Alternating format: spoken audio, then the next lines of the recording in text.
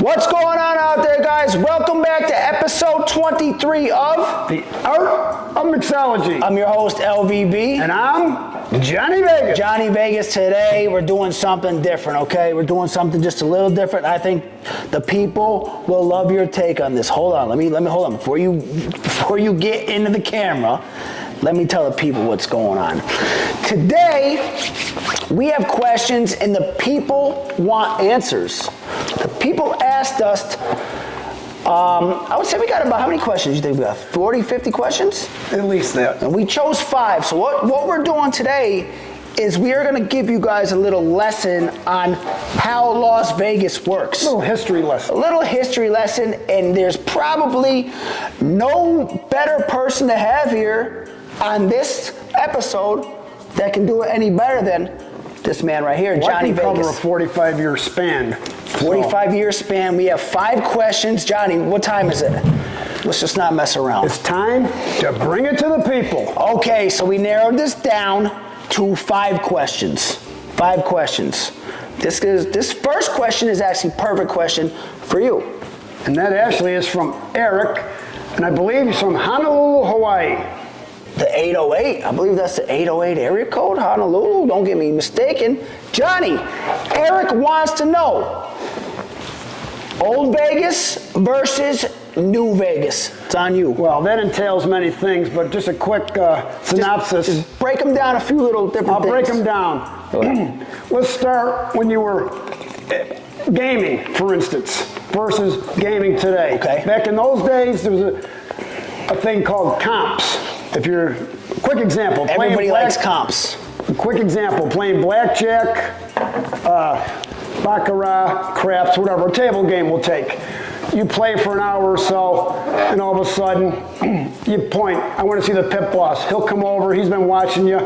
What do you want, Johnny? I'm hungry. He'll take out his little pad and pencil. Here, anything you want in the restaurant.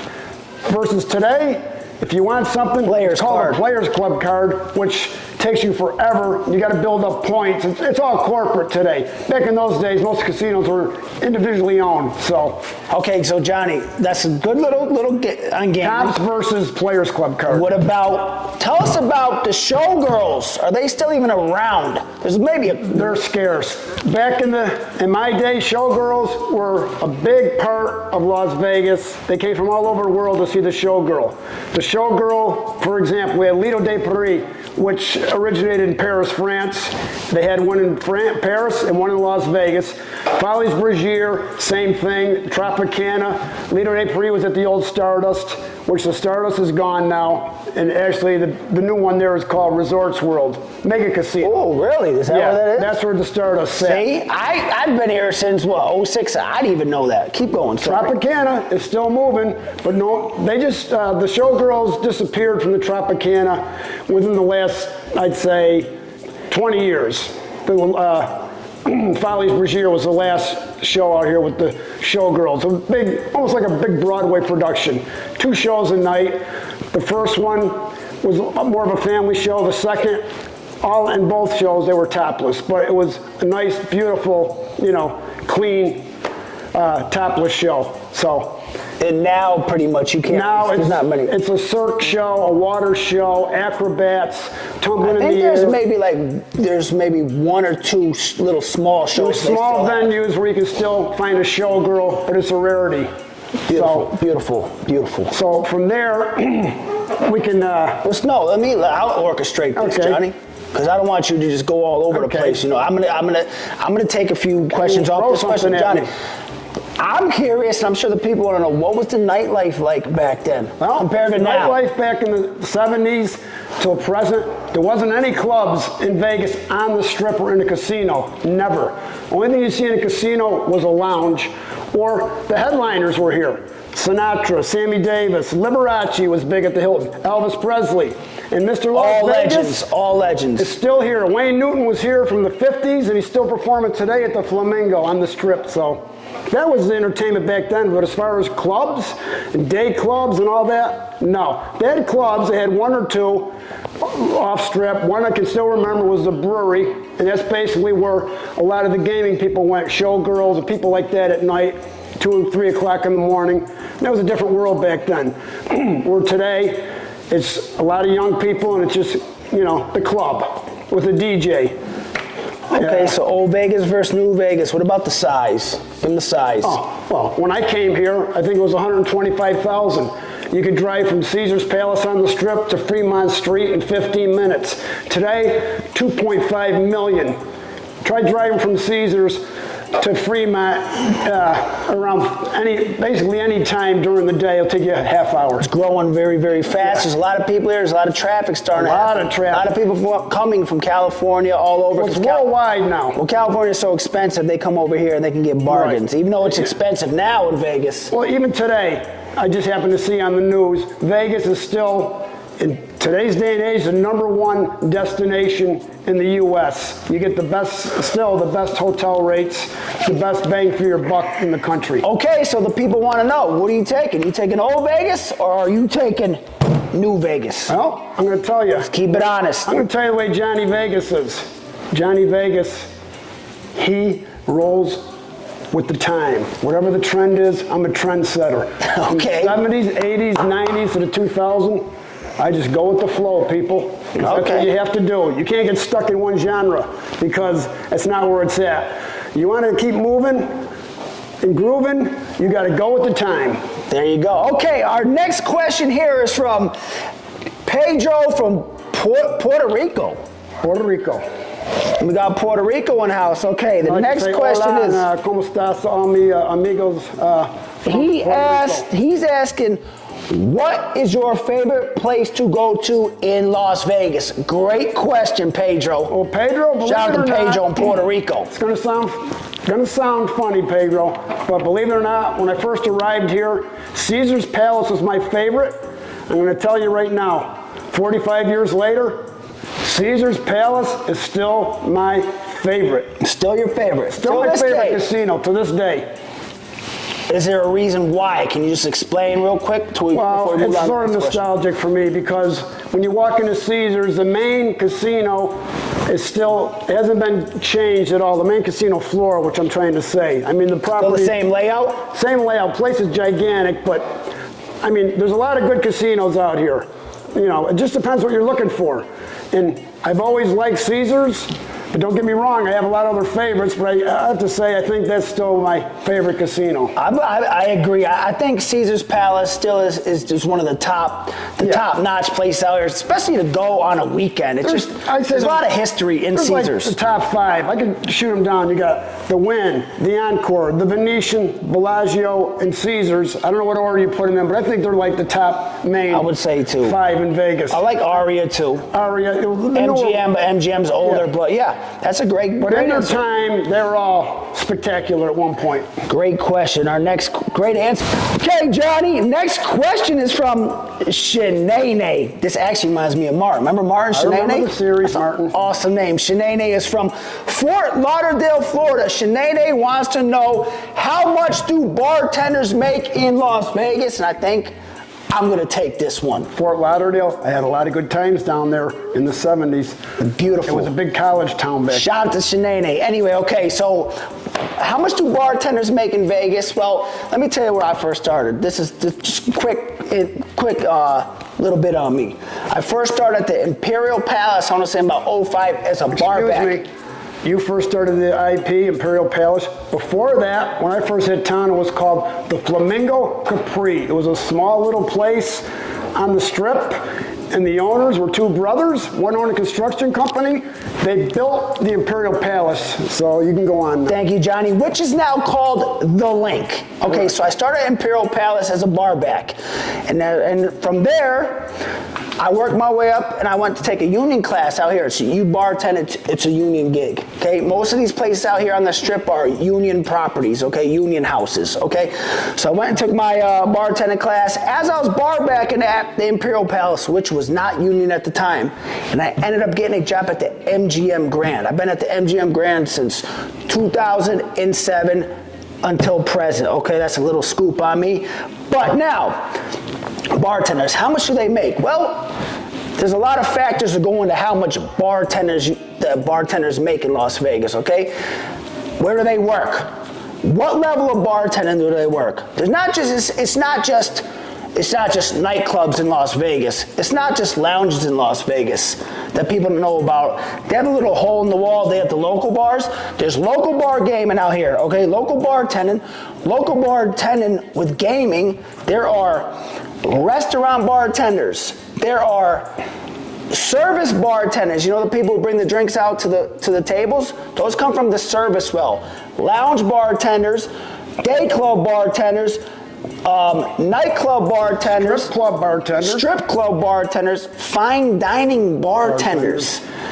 And then if you're in a high roller room, high limit room bartender. Yeah. So it just depends where you're at. A lot of it out here is the luck of the draw, honestly. Right. You can be the ugliest person. Could be the worst bartender in the world. The worst bartender, the prettiest, whatever.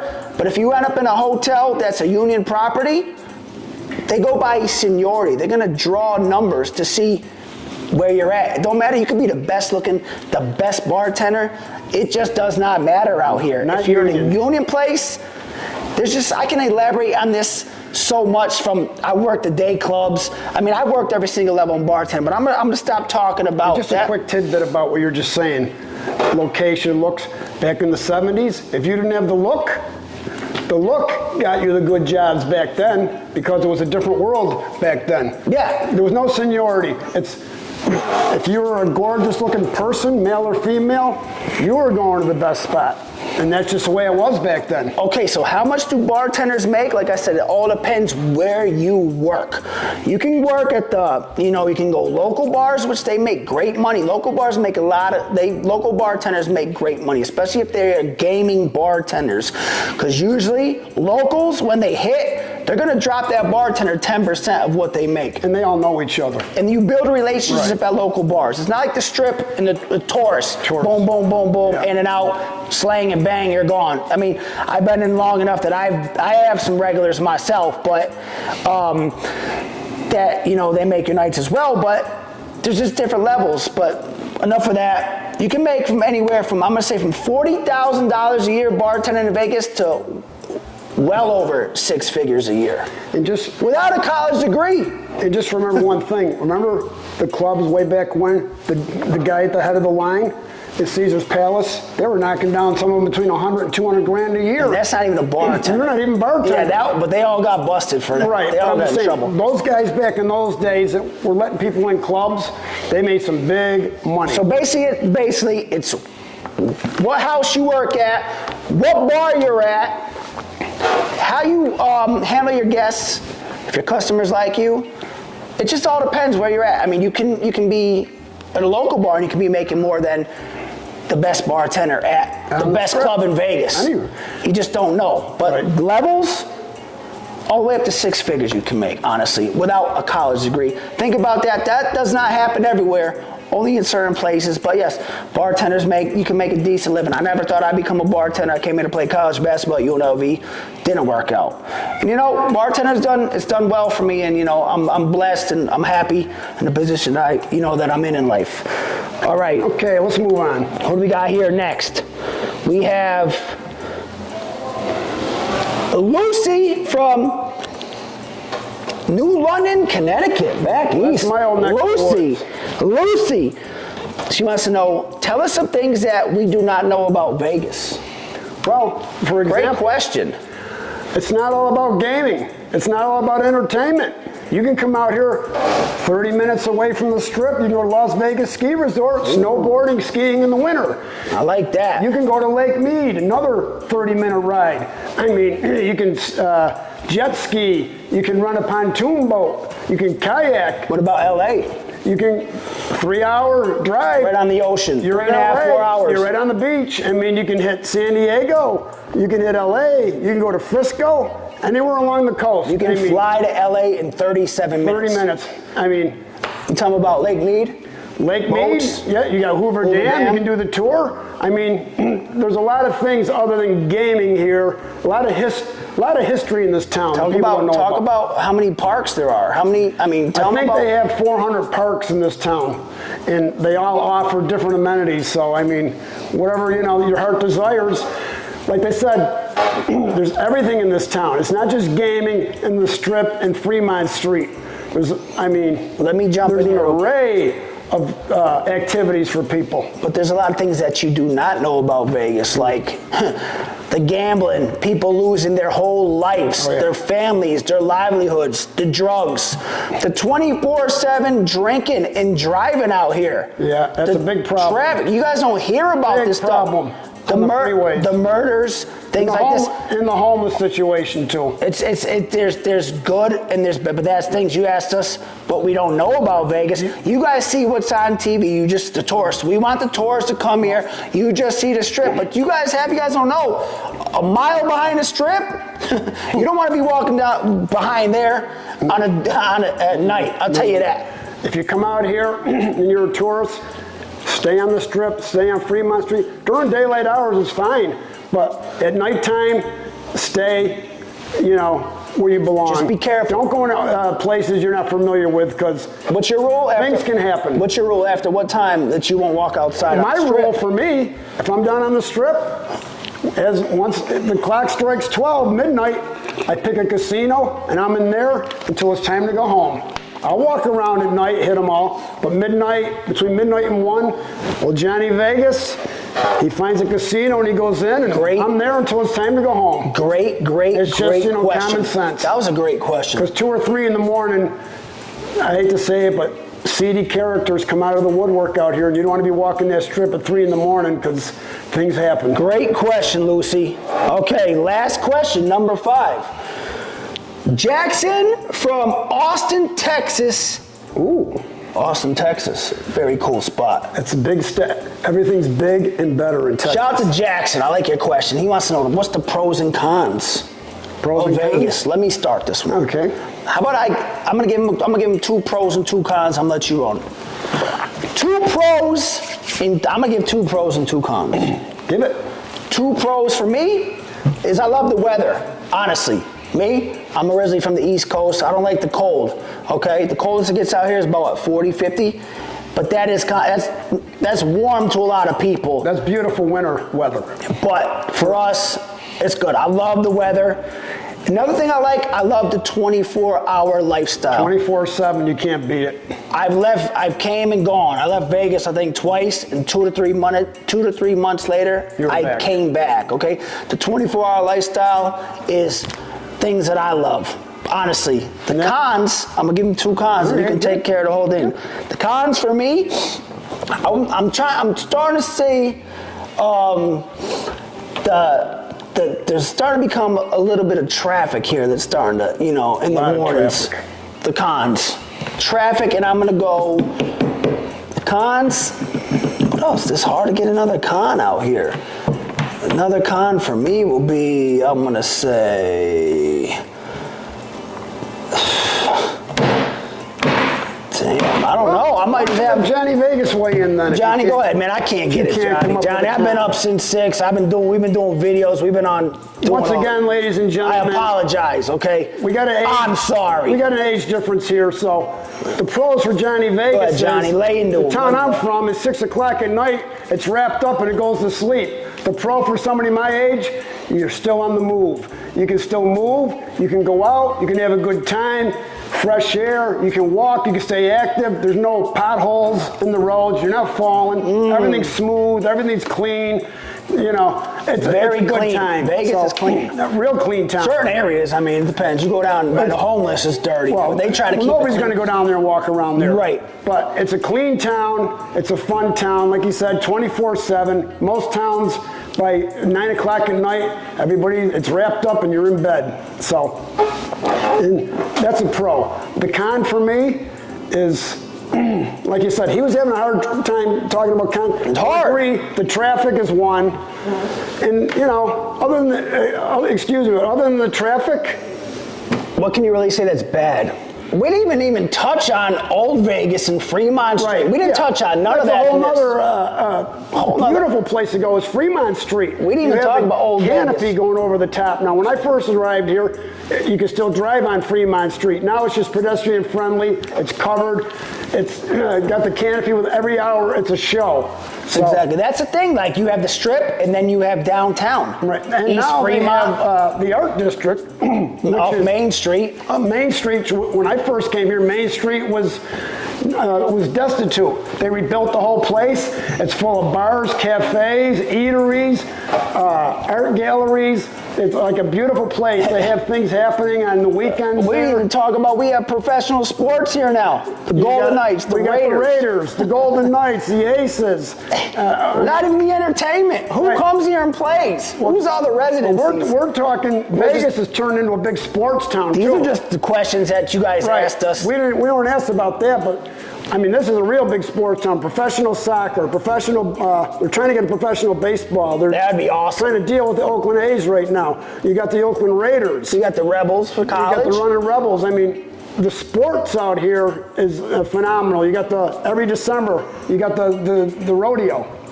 That's a lot of people don't realize what really goes on in Vegas. It's not just gambling out here. You have all kinds of sporting events. What about the restaurants? Top notch, 5-star. You got NASCAR. You got everybody comes here. See? I mean, you could go on and on we and on. We can keep going and going and going. That might be, you know, we can answer 100 questions.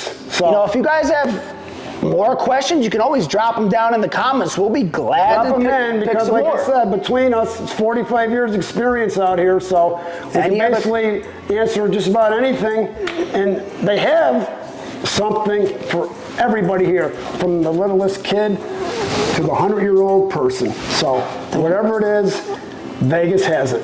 We appreciate you guys. First, we want to say, if you guys please like, please share, please follow us on all platforms. TikTok, LasVegas.bartender, over 1.1 million followers. Facebook, LasVegas.bartender _ about around almost 70,000.